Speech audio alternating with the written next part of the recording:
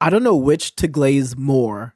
Yura spamming Dragonfly like it's a sniper rifle, Shiba's speed feats from teleporting and clearing out entire buildings full of people right before the battle suddenly leads there, or Samura being the most goated support combatant. My head's all over the place. You should have seen my O face while I was reading this chapter. Speaking of which, I don't know about any of y'all, but doesn't it sound a little presumptuous for Samura to say if he's able to defeat Yura, that doesn't resolve the Shinoichi itself and the Swordmaster, since Yura isn't even contracted to it? I read that and said, good luck. I'm no Yura stand or anything, but that's a tricky bastard. And like Chihiro said, Yura isn't in any pain like Kiora was in. I'm currently holding my breath and looking out for death flags, specifically Samura death flags.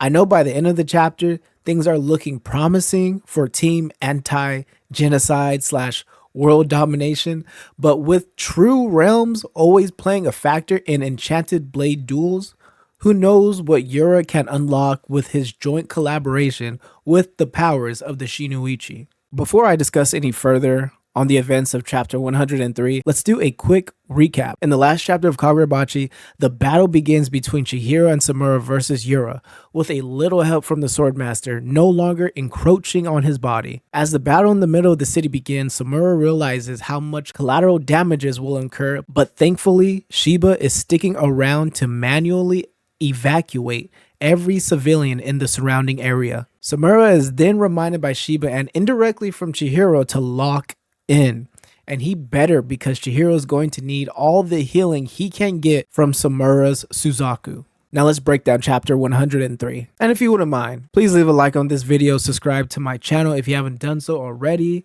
Thank you for stopping by, new viewers, returning viewers. If you have any thoughts, leave them down in the comments below. One of my favorite things about shonen battles are the changes in locations in a single fight, and chapter 103 displayed a lot of it. They went from fighting in the middle of the street to multiple floors of a building to the train station, and it ends up in midair. And no, this isn't some Dragon Ball Z brute force or ki blast style of fighting. This is due to the unique and overwhelming powers of the enchanted blades. Remember, these blades were originally intended for military war use. Standout character moments come from our best boys, Shiba having to follow the battle while evacuating all the civilians in the surrounding area so that he can switch up the area he's evacuating at a moment's notice. Less than that, actually, in a blink of an eye. Next, we have Samura constantly using Suzaku on himself, but mostly Chihiro. I wonder how much that drains his energy and if he's going to run out during this battle when they're going to need it the most. And lastly, we have Chihiro being a freaking tank, taking on another centipede head on and lunging at Yura with the help of his Nishiki. He missed Yura's internal organs, but that's okay, because the true wager was betted on the effects of Samura's Suzaku. I'm really not trying to overglaze Samura, but he is always the MVP every time I see him. We just got an update on how his Suzaku really works. Suzaku's power is healing, not just injuries. It targets all irregularities in the body. So because Yura is wielding a power that's not his own, if the external powers he's channeling amount to a physical abnormality, well then he's cooked.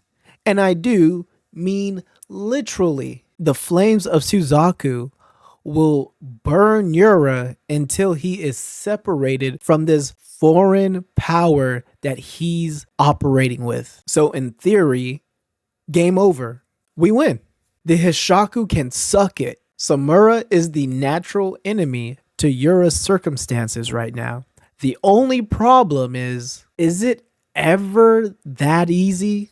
Yura already knows that Samura is the bigger threat than Chihiro, and that's why mid-battle, Yura focused all his attention to defeating Samura. And now you're telling me Samura could actually stop Yura in his tracks right here, right now? Cap. Cap. These are the most misleading death flags I've ever seen. And the more I think about it, I don't trust the Swordmaster to sit quietly during all this either. This was a hell of a chapter. 8, about an 8 out of 10. I hope you guys enjoyed the review. Thank you for stopping by. We'll speak again soon. Peace.